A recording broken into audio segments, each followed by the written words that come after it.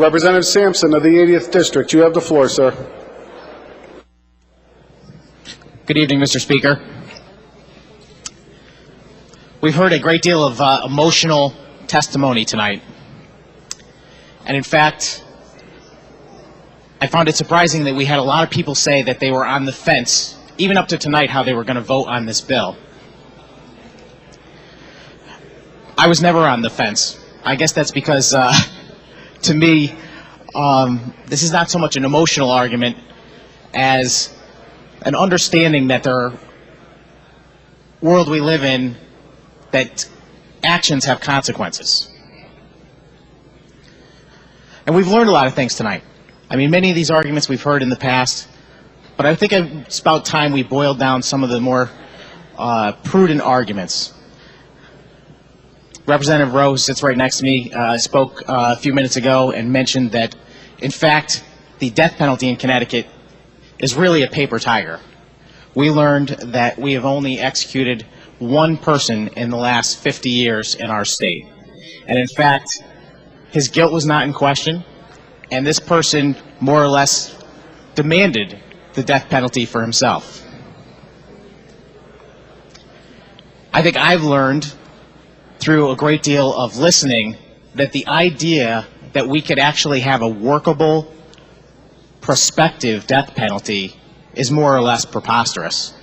The numerous attorneys that are among us have pointed out that this would be a field day for attorneys to file. Mr. Speaker. Representative, can we please move our conversations out into the hallway? Representative, I apologize. Please proceed. Thank you, Mr. Speaker. I was pointing out that the idea that we could have a workable prospective death penalty, from the conversation that we've had in this chamber and from listening to the Senate the other night, it seems to me that it would be very hard for any of us to believe that's actually going to be the case. Quite a few attorneys among us have spoken ad nauseum about how it's basically an invitation, a field day for more appeals to be filed for those 11 members of the current death row panel. We've also heard a lot of discussion about flaws in the death penalty, people that are convicted erroneously, and in fact, in some cases, people have been put to death in error. The fact is that this is not a problem in our state. And as Representative Hetherington pointed out almost from the top of the discussion tonight, that's what we're talking about. We're talking about the death penalty in Connecticut, not somewhere else.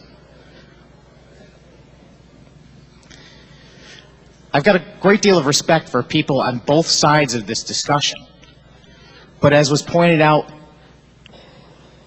right from the very beginning, we should be having an honest discussion about whether or not we should have the death penalty or not, and not whether we should have a death penalty for some people and not other people. I think there are two very simple truths that we all have to deal with if we're going to vote on this bill effectively. And the first one is that the 11 inmates that are on death row right now are going to avoid the penalty that a jury awarded them. The second thing is that the horrendous crimes that those members of that death row group are responsible for are only examples of things that will happen again. And in fact, they will happen again. There will be other heinous crimes committed in our state in the future. You cannot get around this. It is the nature of mankind. But I understand that some people still believe that to put another person to death is just fundamentally wrong in their eyes. And I respect that. I just think that the argument should be honest about whether or not these people deserve to have the sentence that was given to them awarded or not. I get their reasoning, I truly do. I don't agree, but I do get it. It is an understanding, it's a respect for life, it's a religious belief. I also want to point out that there are those of us who support maintaining the death penalty who still feel that same way. In fact, I'd say from my point of view, I had people write me asking me to repeal the death penalty because of the sanctity of human life. And my response to them is that is precisely because of my respect for the sanctity of human life that I want the death penalty. I believe that because life is so precious and valuable, it deserves to have the ultimate penalty when someone takes it. I just want to end by saying that the fact is that we're debating this issue despite the fact that we're talking about one execution in the last 50 years, and who knows when the next one would actually happen regardless of what this body does today.